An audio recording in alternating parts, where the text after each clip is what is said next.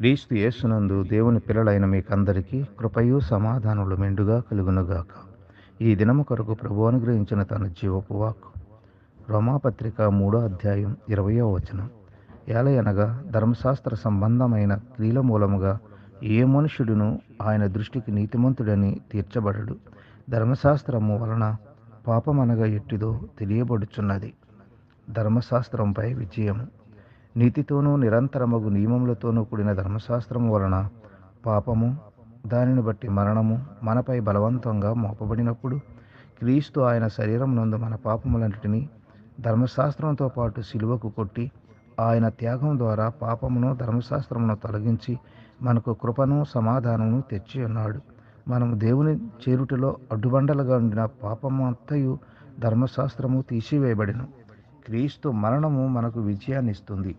అట్టి కృప దేవుడు